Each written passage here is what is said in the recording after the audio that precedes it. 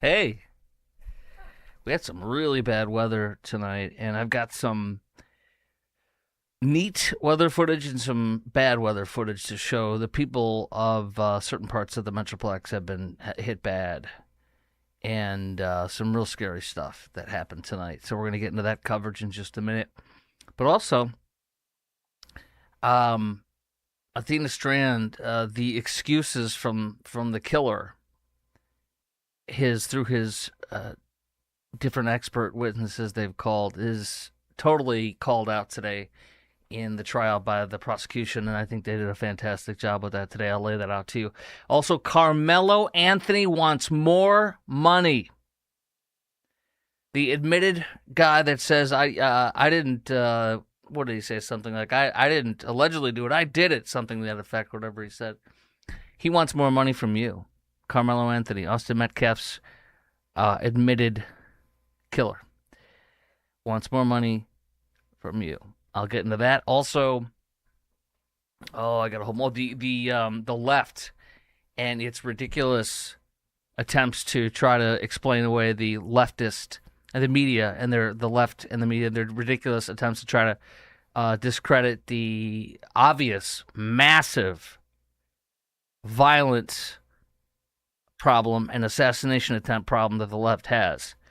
Do not miss that. All that's coming up and so much more. But first, this show is brought to you by IRSprob.com. That's IRSPROB.com. Helping good people with IRS problems, specializing in IRS controversy, IRS audits, and tax planning strategies. Randy Martin's been my CPA for over 9 years, almost 10 years. And he is the bomb. Use him. We were texting back and forth, and he was driving in the weather trying to get home, so he won't be joining us tonight. I've been wanting to get him on for a while. So many different things in the news on that. But with the storm damage tonight all across the Metroplex, it's a perfect time to have my other sponsor, Jim Dutton, the owner of Due West Foundation and Plumbing. He's going to come on tomorrow night's show to tell you what you need to look for with damage to your house, how to not get scammed by roofers, all sorts of stuff. So all that's tomorrow. But first, let's get into the coverage. The Dallas Express reporting tonight, Storm Prediction Center placed parts of North Texas under a level 4 or 5 moderate risk for severe weather, one of the highest threats issued for the region so far this spring, and it was bad. I'll show you coverage in just a moment, but hailstones larger than baseballs, and you're going to see just that from some folks in Godly that sent pictures to Fox 4. I'll show you those. Also, damaging winds up to 60 miles per hour or higher possible, along with brief heavy rainfall. We got it all. And let's show you some of the coverage here. These are pictures that Fox 4 viewers sent in from Godly. Look at that. I mean, that's if that's not baseball, it's getting close to it. Now, here's another one. Look at this guy. This guy has 2 baseballs in his hands. Look at this. That is absolutely baseball-sized hail. That is insane. It looks so big that it has to be fake, but it's not. Then here's one of the Chirins in Godly showing a baseball with a clump of hail. Wow. Wow. Insanity. And then here's one more. This is like almost too perfect. And these are not all the same people. These are different people's pictures. Look at that. That one is literally the size of it's bigger than a baseball. I mean, my gosh. But now we're going to go to some of the very serious coverage, and it's bad. Let me make sure I get the right location on some of this I'm about to show you, because I don't want to mess this up, all right? This is serious coverage. People have been really hurt. So I'm going to go down to where I got this coverage from to make sure it's the right area that I'm about to tell you about. Okay, this is Mineral Wells. Mineral Wells, via the folks at DFW Scanner. This is horrible damage in Mineral Wells.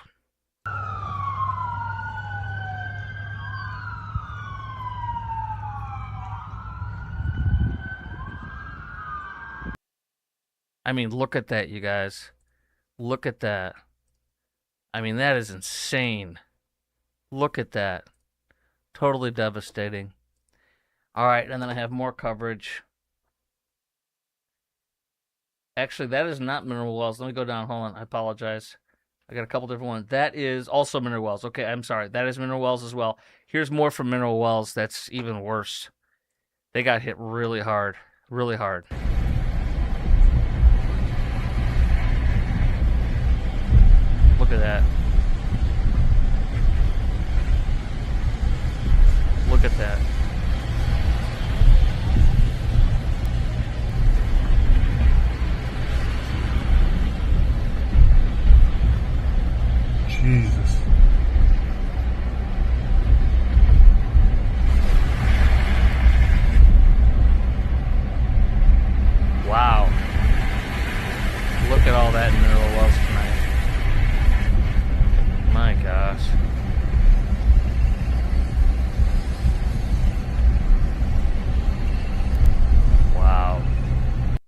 That's Mineral Wells. Pray for the people of Mineral Wells. Pray for all the people tonight whose houses were damaged and cars were smashed up. And I mean, I mean, what happens if a baseball-sized hail comes down from the sky and hits you in the head? You're probably gonna die or have some brain damage, as it were. I think that's the extent of the coverage I have to show you. No, here is in Fate. Here we go. This is in Fate, and look at the hail coming down there. And the water. Look at that. Look at when you see the water hitting down, because the water in the street is so high that it's splashing like it's a river.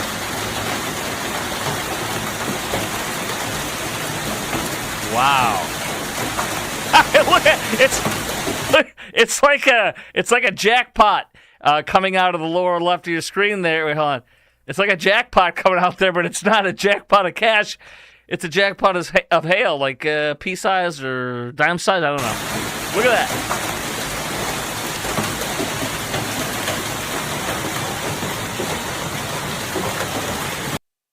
We get some crazy, wicked weather here. And we always have, and we always will. It's, one of the first nights when I went, I was brought here 16 years ago on Easter to do radio, and I was doing afternoons for the first 2 years. Then when I went on to the bigger station, where I spent the last 13 years, I remember like one of the first nights I was on, we had 18 tornadoes that struck in one night. Remember that one? I mean, it's just freaking crazy that we're in this vortex of bad, bad weather. So hope that you're okay. Hope that you survived everything and that you don't have serious damage. Remember, tomorrow night, do not miss. I'll hit at 8 on time tomorrow. Tonight was just crazy with some dentist stuff. I'm going to get a freaking tooth yanked tomorrow. Isn't that great? 2 root canals, and now it's too late. It's the root canal from 6 years ago. It was the second one. It's over. I got to pull this one. That'll be fun tomorrow, so I might be a chipmunk, but I'll be here with Jim Dutton, who can laugh at me, the owner of Due West Foundation and Plumbing, one of my sponsors, and Texas Home Improvement, of course. The Tanner Horner trial, the killer of Athena Strand. His lawyers have been trying to get him off on all these kinds of things. Oh, he was molested and raped as a child. Oh, he has autism. Oh, if things go off out of the normal order that he likes, then he freaks out. Oh, he was doing cocaine. The newest one today is, he was doing cocaine, and Athena Strand saw him after he kidnapped her, so he had to kill her because he didn't want her to tell that he was doing cocaine. I mean, Bill Clinton can make up better excuses for why he lied about getting a BJ from Monica Lewinsky than these frickin' people can come up with excuses for this murderer rapist. And by the way, again today, coverage from Fox 4, I believe it was them, because I went more in depth into Fox 4 and the Star Telegram's coverage today of the death penalty phase of the trial. They literally cited exactly what I said, that exactly they did find this murderer's DNA, semen and DNA on Athena Strand, on her body. They did a rape kit, and I cannot emphasize this enough. And what they don't do, the state crime lab does not rule somebody in and say that's his semen. They only rule people out, and they cannot rule him out. So his semen was on there. It was discovered on the rape kit. This SOB, as far as I'm concerned, raped her and murdered her. And this SOB needs to be put into the ground. Not for recidivism, because it doesn't stop people from doing these things. Not to save money, because it's not cheaper. Not to do it more expeditiously, because it takes longer. But because it's the right justice. Period. Here's the coverage from today on Fox 4 News, describing what was going down, because his lawyers got totally freaking schooled, and their expert to try to give him more excuses as to why he should get off was totally schooled today. Dr. Fritz is a speech-language pathologist who evaluated the murderer while in jail. he says the killer's suicide letter to Athena's family could be considered remorseful if it still contained an untruthful explanation of what happened. So he lied in his letter showing remorse. The doctor admits she was surprised by his violence. She also admitted she never saw cocaine use, which was mentioned in the defense's hypothetical situation. And she admitted that sexual assault would not play into the theory of big reactions to small problems. In other words, I have a big reaction to a small problem. They changed my route, so now I'm going to rape somebody. It doesn't equate in her own admission. Prosecutor, and by the way, none of this matters to me, but nonetheless, prosecutors also gave her another hypothetical question. The doctor, this speech language pathologist, gave her another hypothetical question about an inmate being caught using drugs in jail. Because, again, his excuse, they were trying to say to the defense, well, she saw him doing coke, so he had to kill her because he thought she would tell on him. So then the prosecution did a great job, Wise County DA did a great job because they turned it on him. They said, what happens if he gets caught doing cocaine in prison? Because supposedly in Texas law, which I hate this, supposedly they take into consideration what he would do if he were in prison for life versus being put to death and if he would be a threat. So then they said, okay, let's use your theory that he killed her because she saw him doing coke and he didn't want to get in trouble. Okay, so what would happen if he was an inmate caught him using drugs, cocaine, in jail? Would that trigger cause him to have a big reaction to a small problem and maybe kill somebody? That'd be a problem, right? Says the DA. I agree, that would be a problem, she says. Oh! Defense expert smoked like a cheap cigar. He says, you're not offering an opinion today that his language abilities caused him to commit this crime, are you? No. And you're certainly not saying that all autistic people would commit this kind of violence. Of course not. And you're certainly not saying that the killer is not capable of understanding right from wrong. That's right. In other words, he's a murderer and rapist, period. Also, this from the Star Telegram. Little Athena Strand, remember the prosecution DA said, you're going to see what a 250-pound man can do to a 67-pound 7-year-old girl. She died from blunt force trauma. Not just that, though. Blunt force trauma, smothering, and strangulation. He dumped her naked body in the water along the Trinity River. He could not be excluded as the source of male DNA found on swabs in the victim's sexual assault kit. Why do I feel like Nancy Grace? Because I'm pissed, like she is, on these things. The witness testified that Horner was drunk. Eventually, here we go. There were some other questions about stuff. The witness testified that Horner was drunk when information about an instance in which Horner was sexually assaulted slipped out. Yeah, it slipped out. Anyways, yeah, I'm sexually assaulted. That means I can sexually assault a little girl. No. So put him down. Coming up next here in just a second, I have. Oh, this is great. The left and the media are excusing away this third attempted assassination of President Donald J. Trump. You have to see this. You have to see what CNN's Manu Raju, he made a chart trying to show that, Republicans are just as violent as bad as Democrats. Totally BS. I'll share that with you in just a moment. But first, this show is brought to you by IRSprob.com, helping good people with IRS problems. Randy Martin specializes in helping you if you have an audit, if you have IRS controversy, IRS issues, or if you want a good tax planner. He is an amazing tax planner. He's my tax planner, and he should be yours. Call 214-214-3000. That's 214-214-3000.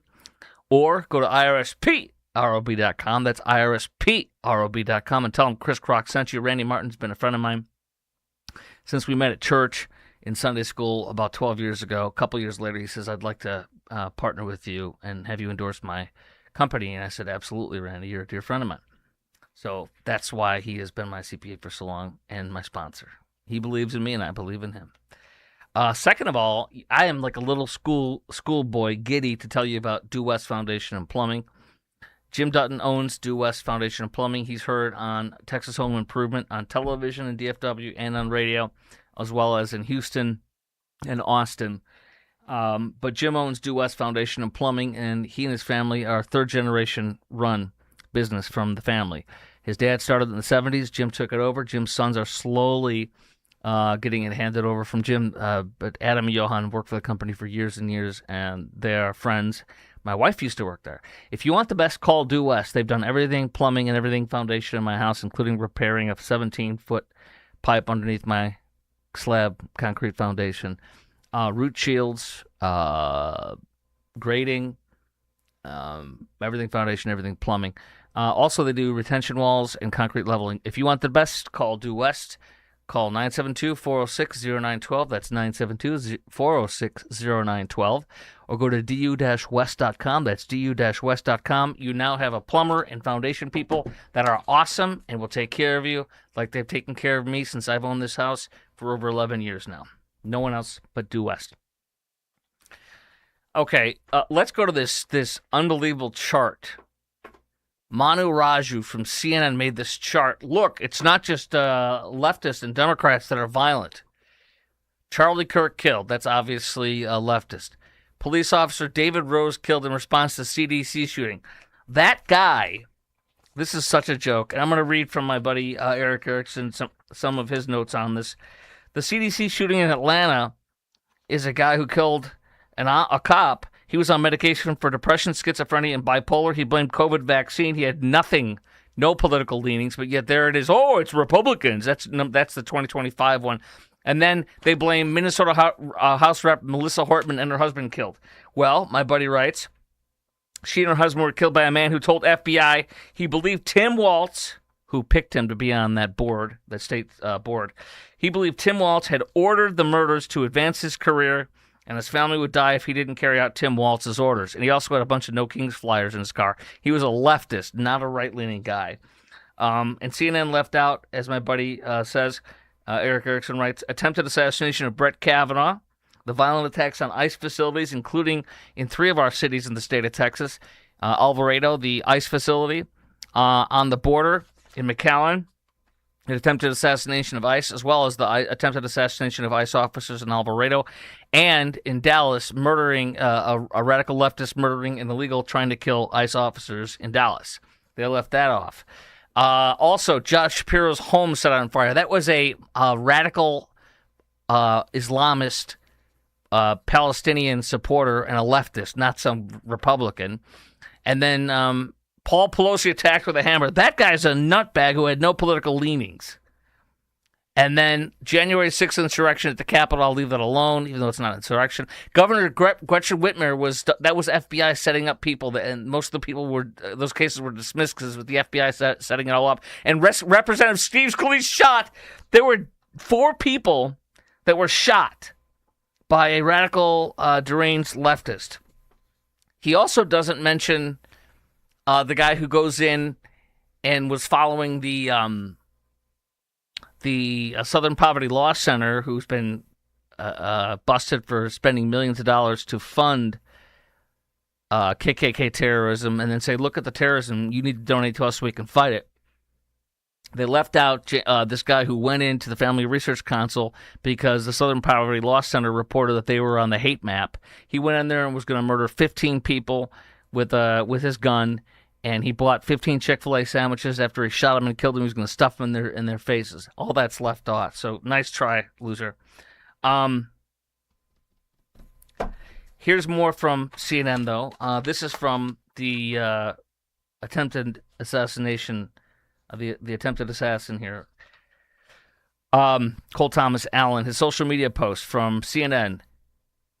He started sharing posts comparing Donald Trump to Adolf Hitler. Sound familiar? As in all the Democrats? He encouraged others critical of his presidency to purchase guns. He shifted in recent years from posts about video games to angrier political messages. So here's what I want to ask you. This is a deep one. I'm serious. Here's what I want to ask you. What do you think this guy, Cole Thomas Allen, who tried to murder President Trump at the White House Correspondents Association dinner, what do you think he would have done if Trump didn't win the presidency? Would he still be a radical leftist trying to kill the president? What do you think would happen to him? That's just an open question. Would he have been radicalized? Something to think about. I don't know. He repeatedly retweeted posts on X comparing Trump to Hitler as well as a post advocating for nullifying last year's election results. In the wake of the attempted assassination of Trump and Butler, he retweeted posts baselessly speculating the attack could have been staged, just like Jasmine Crockett. Jasmine Crockett was saying, maybe it's fake with this latest attempted assassination. He was saying the same thing Jasmine is saying today. See some similarities here? And I believe Jazzy's called him Hitler, too. They're both nuts. Trump is quite capable of having staged a false assassination on attempt on himself to trick the American public, argued one user in a message that he retweeted. Yes, he staged it. It's all staged. Everyone already knows Trump is an effing awful person in multiple dimensions, and no one else has done S-word, he tweeted, April 2025. Put a traitor back in office. Get treason, he also tweeted. The high school students that this accused assassin tutored, they're stunned. Less than 2 weeks ago, they said he was tutoring them, and he was very intelligent. Now, also from my buddy Eric Erickson, this is a Democrat, New York Times columnist, and a Democrat operative, Elizabeth Spires. Look what she says in these multiple tweets. I'll read them to you. This guy is indicative of people who are anti-Trump not having a voice. The killer, the attempted killer. This guy is indicative of people who are anti-Trump not having a voice because Congress and SCOTUS have enabled Trump to obliterate any recourse when he does horrible things. So in other words, it's not his fault that he tried to kill the president. He's a victim because he doesn't have a voice. So he had to do it. The stuff about anti-Trump people sowing division is all projection anyway, she said. Trump has threatened violence against every group of people who opposes him, and MAGA cheerleaded every hostile statement. See, in other words, it's not his fault still. She also said this: how many times has Trump suggested his opponents deserve death? He encouraged Second Amendment people to do something about Hillary Clinton with no consequences. Well, what she didn't follow up with, as my buddy Eric Erickson says, is that none of them are dead, but Charlie Kirk is dead. No one shot Hillary Clinton's ear or attempted to assassinate Joe Biden or Kamala Harris or Elena Kagan or Sonia Sotomayor or Ketanji Brown Jackson, my friend writes. And then also he mentions this. With when Charlie Kirk died, Heather Cox Richardson, the most widely read person on Substack with over 2 million subscribers and a history professor, insisted Kirk's assassination was on the right. To my knowledge, she has never corrected herself. Of course, just like Jimmy Kimmel said, they were MAGA people. The left has internalized his own virtuousness and cannot conceive of progressives doing bad things. No Nazi, my friend writes, ever looked in the mirror and saw a monster. Interesting.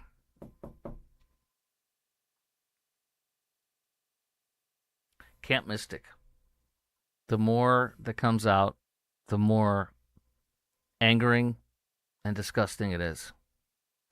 And I've already told you, I went nuts the other night, that at Camp Mystic, they are still trying to open up like next month. Literally in May, they're trying to open up. They have 900 parents who are signing up their kids, who've signed up their kids that are ready to go. Dan Patrick, Lieutenant Governor Dan Patrick, is exactly right, saying no way in hell. I don't want anything opened until every single investigation is done. I told you one of the members of the Eastland family that owns the camp and is multi-generationally owned. She's a nurse, and she admitted that she saved her own kids but didn't try to save all these other girls out there, and that she could have given the nurses and other people that she was overseeing at the camp radios and cell phones or whatever and tried to communicate and try to rescue people. She didn't. She admitted that under law, she's supposed to report a death within 24 hours. She had 27 deaths and never reported any of them after that, including now, up to right now, she never reported any of the 27 deaths. When by law in Texas, within 24 hours, if you have a death at a camp, you got to report it. This is a disgrace and a joke, and they're also in violation of a judge's orders, according to the judge the other day. Sorry, my tooth hurts. They're also in violation of a judge's order that says You cannot reconstruct or remodel or fix anything where deaths were, and they were caught doing that. I mean, their attorneys are arrogant, they're disrespectful, they're holier than thou, they think they're awesome. It is a disgrace, and I would never send a child to Camp Mystic. And I literally don't think that the people that run Camp Mystic or that own Camp Mystic should be allowed to open ever again. I think they should sell it. I mean, because guess what? They still don't have an active, righteous evacuation plan. They don't have an evacuation plan, according to this today from WFAA TV Channel 8. Quote, that's just unthinkable that these girls would have no training. Investigator details Camp Mystic disaster. Investigators say as storms were approaching, a Camp Mystic, the camp they had inadequate disaster plans, college-age counselors who received no drills, no procedures, and did not even have radios, walkie-talkies, or phones to call for help. Nothing. And 900 people want their kids to go right now. Are you kidding me? An attorney who is on behalf of the plaintiff suing to stop this camp right now, who was conducted a month. Oh, sorry. This is an attorney who has conducted a months-long investigation of what happened. Quote, there was a shelter-in-place plan, she said today. There was no evacuation plan for when sheltering in place was no longer viable. No evacuation plan. Even though it was in a floodplain, chunks of this big camp where all these girls died was in a floodplain, and there was no evacuation plan. The attorney said of written instructions that advised campers to stay in their cabins unless otherwise instructed. Stay in your cabin unless otherwise instructed. That turned out to be a death sentence for those kids, those little girls. Stay in your cabin unless otherwise instructed. That's what killed them. The attorney's presentation to a joint state of House and Senate flood investigating committee today included new photos and evidence, including photos of Bubble Inn, one of the cabins Dick Eastland, who the now deceased former head and owner of it, was trying to reach in his SUV. The water line would eventually reach all the way to the ceiling. The pictures showed the water line. It was at the very top of the entire thing. It was just horrific. Horrific. These are occupants of Bubble Inn, the attorney said, showing a photo with the girls and their counselors. Every single person in this photograph died in the river that evening. And they're still trying to open. Wait till you hear the rest of this. Camp Mystic, although facing multiple civil lawsuits, has proposed reopening a portion of the camp this summer. Lieutenant Governor Dan Patrick is urging the camp's operating permit to be denied. He recently said as late last week, state regulators informed the camp that its emergency plan, even now, is deficient. They still don't have a proper emergency plan. So right now, and 900 kids are signed up to go there next month. The attorney said that parents, lacking answers, began posting pictures of their children online the morning of the disaster, asking anyone with information to call. Nothing. This is from the Dallas Express right here. Kind of a timeline. And I told you that there was no excuse. They had hours to evacuate, and they chose not to. And that's why the kids died. At 12:45 a.m. on July 4th, and by the way, it was like late afternoon they started saying flash flood warnings. They had hours to get out of there. At 12:45 a.m. on July 4th, the National Weather Service issued a flash flood warning at 1:14 a.m. Let me go back. Counselors who had the night off returned to the camp and reported unsafe conditions and water on the roadways at 12:45 a.m. That was your time to get out of there. At 1:14 a.m., National Weather Service issued a flash flood warning, meaning get everybody away from the flooding area. Phone records indicate Dick Eastland, the now deceased former owner, checked weather apps repeatedly. He knew. I'm not saying he wanted to hurt these girls. I'm not saying he intended to have any of these girls injured. I'm saying it was gross incompetence and no planning, and that's why they should not have a camp. Records indicated Eastland checked the weather apps repeatedly. He expressed concern over the Guadalupe River's rise at 1:45 a.m., but did not order an evacuation. The creek turned impassable 30 minutes later, 2:14 a.m. Eastland drove counselors back to cabins at 2:37 a.m.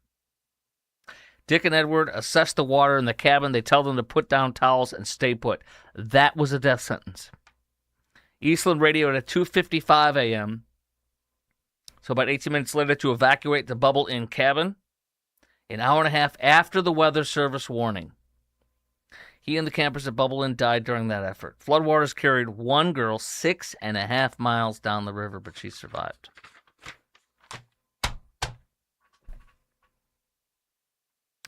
Horrifying. Carmelo Anthony wants more money. The admitted killer, as the Daily Mail calls him, wants more money.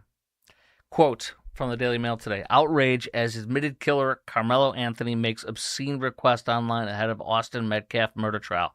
Remember, the Carmelo Anthony family has hired a bottom-dwelling race hustler who is a black guy who is a black baby beater. He beat a black baby boy. He also was his baby mama, who refuses to put a ring on, yet he called himself a reverend. His baby mama, as she was running for city council, had a press conference saying he beat the hell out of her, broke her toe, all sorts of stuff, and then she withdrew the charges.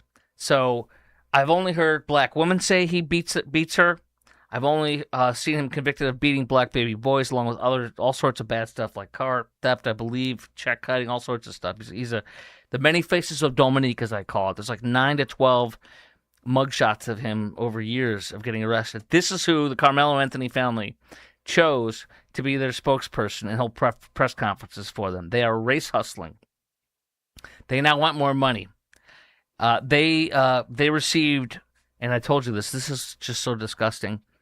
Austin Metcalf's family received about $20,000 less in donations than the Carmelo Anthony family received.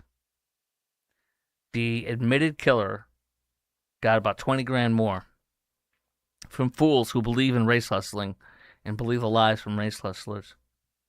So now the family, and remember they were living in a very exclusive gated community, renting a $900,000 house with the money people gave them, the suckers gave them. Now they're asking for $1.3 million. They want to see how stupid people are. This is from the Daily Mail today. When he was being taken into custody, Carmelo Anthony allegedly told the arresting officer, "I'm not alleged, I did it. He put his hands on me. I told him not to," he said to the cop, according to the report. The Carmelo Anthony family has already received $598,000 through an online fundraiser from people who buy the lie of the race hustlers. Now, as the legal process moves forward toward trial, the Daily Mail says that they put out a plea. We enter an even more intense phase. One that the money we told you we need a lot more now. It's an intense phase. They're whizzing on your back, hoping you'll buy this. And even more intense phase. One that will demand everything from us emotionally, financially, and spiritually, says the family, now wanting more than double what you already gave them. I'm willing to bet nobody watching this and listening to this right now, whether you were listening to it on Apple Podcasts, Spotify, iHeart, or watching on my many social media channels, I'm betting that no one watching this would give a dime to these people. But somebody did, a lot. Anthony has been living in a gated luxury community called Richwoods in Frisco, where his parents rented a $900,000 house with the money that suckers donated. Last year, the Daily Mail revealed the Anthony family was living in an exclusive enclave with a white Chevy Suburban, a black Acura, and a third sedan parked in the driveway. Now neighbors share the family moved out months ago. And they're relieved, by the way. The Metcalf family, they're trying to play like, oh, we're victims, people are coming after us. The Metcalf family are the real victims. Not only was their son murdered, but they also were swatted and had a lot of sick, vile racial epithets and threats hurled at them from bottom-dwelling race hustlers. The Austin Metcalf's twin brother, who held him in his arms as he died, from the stab wound right to the chest. Austin's twin brother, who held his brother as he bled out in the stands at the stadium, is set to graduate next month. And a family friend told the Daily Mail the Frisco Independent School District, Frisco ISD, initially denied Metcalf's parents' request to read Austin Metcalf's name and grant him a diploma. They initially denied it. Incensed, Metcalf's parents threatened to go to the media about the district's decision to include Austin from the graduation ceremony. Good job, guys. Good job. As the parents were driving home from the meeting, a district official called and said they changed their mind. They would honor the request and give him an honorary diploma and read his name off. Officials at Carmelo's Anthony School, another Frisco ISD school, made the decision to allow him to graduate, even though school district guidelines clearly state that serious criminal charges could result in a student losing that privilege. They should have never allowed him to graduate. He should have been able to get a, what's it called? The GED on his own. Unbelievable. Disgusting. Now, I want to get into this one. This is huge. What is a park for? Why do we have parks? Why does Dallas have parks? Can you tell me why the city of Dallas and all of our whatever suburb or city you live in, why we have parks? This first came up when I was filling it in Phoenix a week or two ago. Almost the exact same thing that I'm about to share with you that's going on in Dallas was going on in Phoenix, and then literally it hit me. What are parks for? Are parks for homeless people to live and get free health care and free food? Is that why we have parks? Are parks places for homeless people to live and get fed and get health care? Or are they for people like you and me and your children and my children? What is a park for? Why do we have them? The city of Dallas, and it's funny because the Dallas Morning News, a broken clock is right, a couple times. The city of Dallas Morning News, actually their editorial board condemned the city of Dallas for not passing restrictions on these church groups that want to feed homeless people at parks. I do not support church groups feeding homeless at parks because what it's teaching them is to live in the park and to not go learn how to fish, but to be fed fish. Instead of teaching them how to fish, they're being fed. You live here in the park, we'll give you free health care and free food, and you're all set. That's what the parks are for, according to leftist churches. So this is from the Dallas Morning News editorial board today. Last week, the council members punted on a proposal that would have required those wanting to distribute food to the homeless to get a permit. Permit means you could regulate it. That measure has been controversial. Some see it as punishing the well-intended volunteers who give their time and money to feed the most vulnerable people in Dallas. Let me tell you why this is wrong. Because there was a story, forgive me, allergies. There was a story on the Phoenix story. It was Fox 10 in Phoenix. And they asked the lady who does this, why do you do this? Because they need me. Why do they need you? Or they can't live without this, and they need me. Well, wait a minute. You're feeding them, which is creating a want, and without you, they wouldn't be there, and they need you because you show up and you feed them. It's like a cycle. They need me. Why? Because I feed them. Well, then why do you feed them? Because they need me. Well, then stop feeding them. No, they need me. So,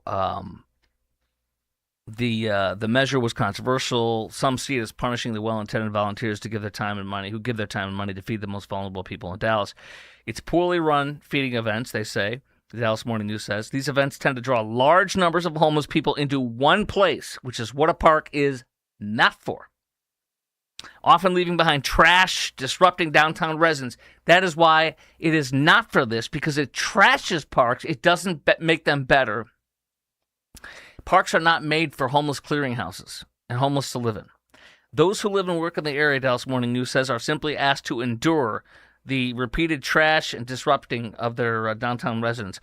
The Dallas Morning News says, we understand volunteers' desire to help the homeless, but they should do so in collaboration with established nonprofits that serve the homeless every day. If you're a church and you claim to be one of these churches and you think you're doing good, look up Romans 13:1. God put the government in for the reason, whether you like the government or not, that's in charge. And if you disobey the government, you have every reason to fear because God gave the government a sword for a reason. If you obey the laws of the land, you have nothing to fear. In other words, follow the laws. I put the government in charge, God says. Follow the laws that the people I installed that I installed. Follow the laws they put together. A church is being ungodly if it's violating laws in the city. It can fight them, not undermine them and go against them. The Dallas Morning News closes by saying, instead of adopting rules to address trash and nuisance street feedings have left behind, it did nothing and the city is worse off for it. I agree. Do you remember Dr. Wokefield? Do you remember Dr. Wokefield? For years, I railed against Dr. Wokefield in Grapevine, Colleyville ISD. Dr. Wokefield is Dr. Whitfield, James Whitfield. He's the one who's black and his wife is white, and they had these pictures of him, like, kind of humping her almost on a beach, and it was risque, and it was put out there, and he got complaints. Everything with him was about race. Everything with him, he was woke, Dr. Wokefield, and he taught critical race theory, according to the folks on the ground there in Grapevine, Colleyville ISD. And when he was called out for it, he claimed it was all racism. And he got his little wokelets at his school. He was the principal of Colleyville Heritage High School. He didn't last long. He was fired because he's Dr. Wokefield. But he got all of his little wokelets, his little DEI disciples, and guilty white liberal kids and everything to march out and walk out of class. And it was in the news, and he's totally BLM, all that leftist BLM trash. He was first hired by Grapevine Colleyville ISD 2020, placed on leave, says the Star Telegram today. A year later, after he was accused at a board meeting of promoting critical race theory, which I totally believe. Now comes Dr. Wokefield. He's still in the news, and he's still a victim. He went to Congress to testify and complain about racism and all this stuff. All this guy is a professional, aggrieved, leftist, BLM, and DEI and critical race theory guy. That's all he is. He's an aggrieved victim. He was first hired by GCISD, but anyways, he applied, apparently, to be superintendent of the same district that fired him. Somebody, he says, outed that he applied for the job. He is currently a superintendent of a charter school in Euless. So now somebody outed him that he applied to be a superintendent of Grapevine Colleyville ISD, which would never happen. And now that somebody outed that he was applying for that, now he's got to worry about losing his job as a superintendent at Treetop School International, a charter school in Euless. Uh-oh. Now, apparently it might be illegal. I'm not promoting that you should do that, but I'm just saying this. He is now moaning and whining that somebody released that he was an applicant for the Grapevine Colleyville ISD superintendent's job. It's never going to happen. He said that while he's happy in his role as superintendent at Treetops, yeah, that's why he applied to be superintendent elsewhere. Anyone who wishes to apply for a position they're qualified for should be able to do so without having their name shared. He's a victim again! He's always a victim. He's Dr. Wokefield.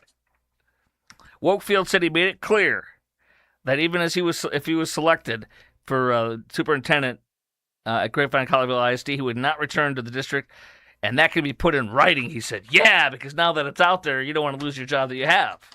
Dr. Wokefield. Who the heck would hire this guy for anything unless you want to hire an aggrieved, perpetual victim of racism and a DEI, critical race theory, BLM supporter? What a disgrace. It's great, always great to see Dr. Wokefield in the news. It is always great to see him in the news. I love Dr. Wokefield. He's so amusing and entertaining. Okay, Fort Worth ISD. The Newcomers Academy, International Newcomer Academy. What does that mean? Illegals! Now, Fort Worth ISD, as you know, has been taken over by the state. And last week, they were the International Newcomer Academy was begging, please don't shut us down. All these students need us, these parents. Oh, it's in Spanish. My hijo, he speaks English better. Da da da da. Total BS. It's an illegal school for illegals, if you will. Not an illegal school, but it's a school for illegals. And by golly, wouldn't you know it, of course, they're shutting it down. And today, I'm proud to say that Superintendent Peter Licata has said, we're shutting this thing down. And I'm so glad he did. He said Monday, because remember they said, oh, this teaches the students English. They do so much better. They need this. Total lie. Results. Licata has results. And he says, oh, hell no, we're shutting you down. And I couldn't be happier. Because all this does is prolong people that don't speak English. Watch. Licata said Monday, according to the Star Telegram today, that students at the International Newcomer Academy, illegal academy, would be assimilated into other Fort Worth schools. Assimilation? Wow! What's that? Yo no sé. And that other immigrant and early English learners, meaning illegal immigrant and English learners who are at other schools in the district, are outperforming students at the International Newcomer Facility, the illegal facility. They're outperforming them. Just as I said before, how much you want to bet it's a failure. It's an illegal school. They're not learning. And sure enough, a week later, here it is in the Star Telegram. Superintendent Licata says, other schools in the district are outperforming students at INA because they are exposed to more opportunities. Oportunidades, por favor. I find it a civil rights issue, says Superintendent Licata, because we're not letting our children experience a large campus that offers effective electives that might interest them, that might bring them into school more often and might give them the reason to show up at school and be motivated by it. Amen. Imagine that. Amen. This is funny, too, because you got one of these pro-illegal people speaking out against this, and an INA, International Illegal Newcomers Academy, illegal academy math teacher, both said one of the main topics of discussion at the private staff meeting was the data chart that showed the percentage of international Newcomers Academy students who are on grade level according to STAR test results. The data presented showed INA 0 to 2 emergent bilingual students significantly behind, not at INA over the last two or three school years. Huh? I'm a little confused on that. Anyways, closing the school is the toughest thing anyone will ever do, said Superintendent Licata, but it's not successful. Having multiple D's, F's, it is not providing an equitable outcome for students who aren't exposed to maybe career choice classrooms or AP exams. They tried to keep open an illegal school that was failing. Tom Select asked me, how can I get in touch with you? You can DM me, direct message me through Facebook, Chris Crock Show, at Chris Crock Show, CHRISKROK. That's probably the best way. Or DM me, if you can, through Twitter, a.k.a. X. I would say Facebook, Chris Crock Show. Just send me a DM. I check those, okay? And I respond usually within 24 hours. And here we go. Faith leaders. That would be woke, leftist faith leaders. A pastor at one church in Fort Worth has organized a petition calling on faith leaders to stand together in support of the illegal school, the International Newcomers Association students, against the proposed closure. Oh, faith. He says the petition has almost 20 signatures from faith communities across several denominations, yes. After hearing about the proposal to close the illegal school, our faith compels us to speak up. We believe Fort Worth ISD is better because of our illegal immigrant and refugee neighbors. He says immigrant, but illegal immigrant. Anyways, yeah, you can take this and there we go. There's your message. Thank you. That's great. We'll put that over here now after we used it to clean up our rump over there. Okay. James Tallarico poll. We're supposed to be freaking out about this. Brand new poll, Texas Tribune reporting this today, that Texas Public Opinion Research, it's a Democrat pollster for what it's worth, but nonetheless, Texas Public Opinion Research from April 17th to 20th says that John Cornyn will lose, as of right now, to Tallarico by 3 points, 44 to 41. The same poll says that Ken Paxton will lose by 5 points, 46-41. They are a nonpartisan public opinion research group directed by Democrat strategist Luke Warford, so Democrats. But here's the thing. This doesn't matter. You know why? I think I wrote it here somewhere. Maybe I didn't, but they don't know him. These people don't know him. They don't know that he says God is non-binary. They don't know that he says there are 6 genders. They don't know that he says I love trans kids. They don't know that he says I don't eat meat and climate change is real. They don't know him. When they get to know him after this Paxton Cornyn runoff is done, and by the way, Paxton had better win unequivocally. Cornyn, I played a video yesterday. He was doing a Dreamer video, like saying, give me money, vote for me. I love the Dreamers. I want to give them amnesty. That's Cornyn. That's who he is.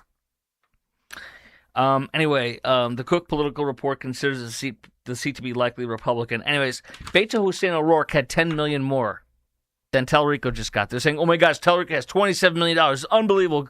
So much money. But Beto Hussein O'Rourke, the cultural appropriator, fake Mexican, he literally had $11 million more. He had $38 million. And he still lost by 3 points. And the only reason he lost by 3 points is because Ted Cruz phoned it in that election. I was railing him in his campaign, saying, if you're not going to put the shoe leather into it and work for it, then step aside and have somebody else. I've always voted for Cruz. I've always liked him and supported him. But I said, if you're not going to put the shoe leather into it and work your butt off to make sure that's our seat, because that's our seat, not yours, then step away. And I had all my listeners from all over the Metroplex calling and saying, in Waxahachie, in Plano, in Dallas, we go to volunteer, there's nobody there. There's no signs anywhere for Cruz. So the reason why Tellerico has supposedly better numbers right now is because nobody knows him. When they find out who he is over the next several months after this runoff is done, he will lose. And I predict he'll lose by a much greater margin than 3% that Beto Hussein O'Rourke almost won by. I predict he'll lose by 5, 7, maybe even 10 points. Maybe worse. They have to define him, and they haven't defined him yet because they're too busy going at each other right now. Okay, and among Latino voters, you mean Latinx? Among Latinx voters, Tellerico leads Cornyn by a 32-point margin, Paxton by a 27-point margin, they claim. That's a 5-point difference there. More Latinos for Paxton. But again, I did write it. I wrote it right here. They don't know him yet. That's where I wrote it. They don't know him yet. That's why this I'm not worried at all. I'm not worried at all. No Kings! Guess how many Democrats that attended No Kings rallies showed up for a king today? Yes, King Charles! Nancy Pelosi. Last month, she argued in a video posted on Facebook that no kings was the whole point of the American Revolution or Constitution. Today, she showed up for a king, King Charles. So I guess she meant sometimes no kings. New Jersey Democrat LaMonica McIver, who, as far as I know, is still awaiting the adjudication of her assault case on ICE agents. I'm glad she got charged with that. She deserved it. She nailed with her elbow and punched one of the cops from what I saw, one of the ICE agents, when they snuck into and broke into that facility, the ICE facility in New Jersey. Representative Robert Menendez, Minnesota Representative Ilhan Omar, they were at No Kings rallies, but they sure loved a king today. And Representative Nancy Mace asked, what happened to No Kings today? Very well said. Hey, I got an airport Karen. An airport Karen who shows up and is yelling at this guy because apparently they messed up her car seats. You can rent car seats. And here's this woman just unleashes and is all nasty. Let's watch this. I rented car seats from you for my babies, and they do not function.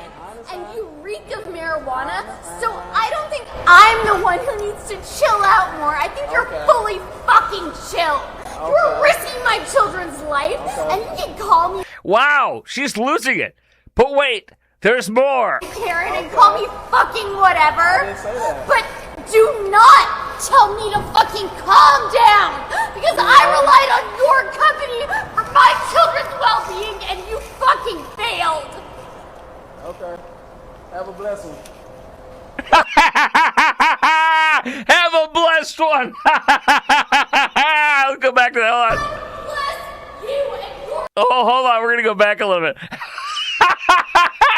Okay, have a blessed one. Here we go. My children's life, and you can call me a Karen and call me fucking whatever. didn't say that. But do not tell me to fucking calm down, because I relied on your company for my children's well-being, and you fucking failed. Okay. Have a blessing. God bless you and your soul. Okay, I love it. Okay, have a blessed one. God bless you and your soul. But we're gonna go back because I want to.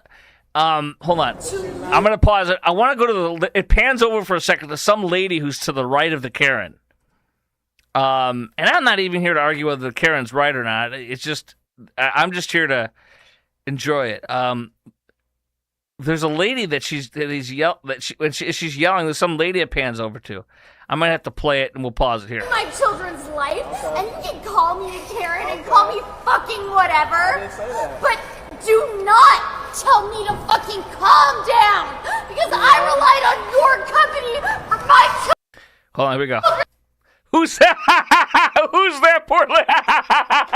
Who's that lady right there? What is her face telling you? What is her face telling you right there? Hoary, beep, holy S. She's like, get me out of this hell. I just want a car. Well-being, and you fucking Wait, hold failed. on. I want to go back. I want to get the better part of it. Hold on.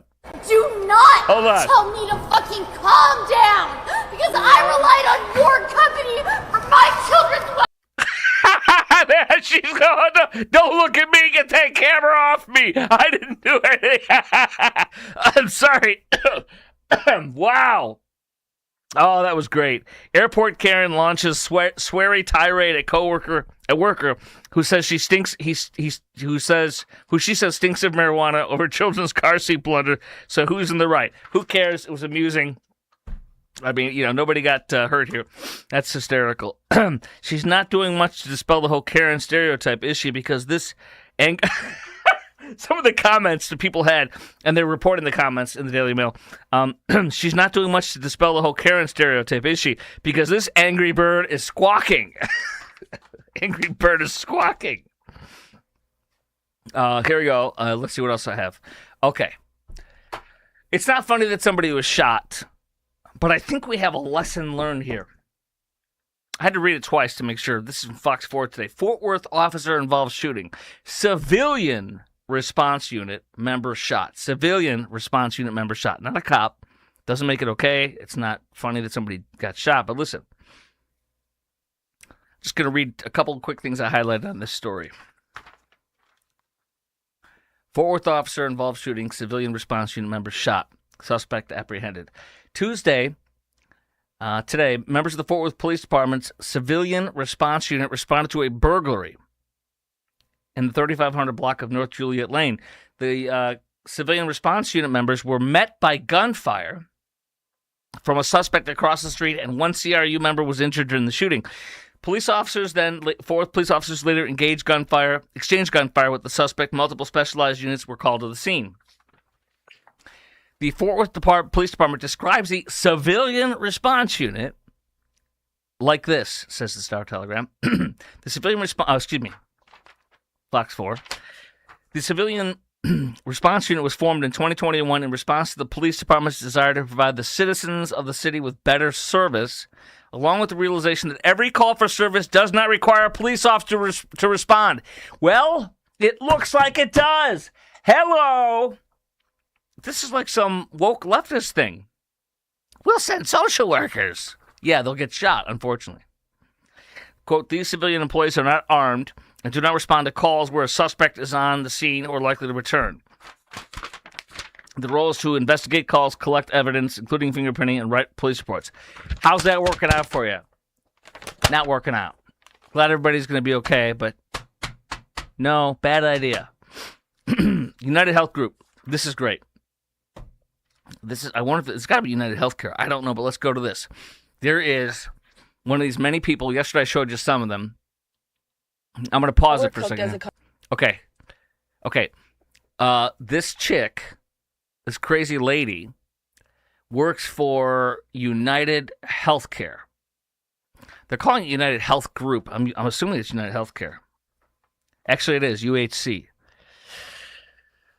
This is the social media manager for United Healthcare. Remember, their CEO was Brian Thompson was assassinated. If it's the same company, I'm 99.9% sure it is. And if I'm wrong, I'm wrong. But this is their social media manager at the health insurance giant. Again, that has to be United Healthcare. So here she is. And if I'm right, her CEO, Brian Thompson, was assassinated by Luigi Mangione. And look at her today, celebrating the attempted assassination of Trump. We're cooked as a country when my first reaction to hearing the news about Trump's attempt was, it was probably fake. Like, immediately I was like, oh, that wasn't real. Probably fake. And the second was, aw, they missed? So happy they missed. Oh, yeah, that's sad. That's when you know we're cooked. Well, she's cooked. United Health Group fires employee who called for the Trump's assassination. Quote, aw, they missed. From the Daily Wire. Allison King, social media manager at the health insurance giant, and United Healthcare responded, violence is never acceptable by any let me repeat this. Violence is never acceptable, and any comments that suggest otherwise are in no way consistent with our mission and values, United Health Group said in a statement on Twitter, X. The person who made comments online about Saturday night's incident at a Washington event where President Trump and many other political leaders were gathered is no longer employed by the company. Well, that answered that question for us. I guess she's the one who's cooked, huh? This show's brought to you by IRSprob.com, IRSprob.com, helping good people with IRS problems by specializing in IRS controversy, IRS audits, and tax planning strategies. Use my CPA. I've used them for almost a decade now as my tax planner and my CPA. If you're a good person, you have IRS problems,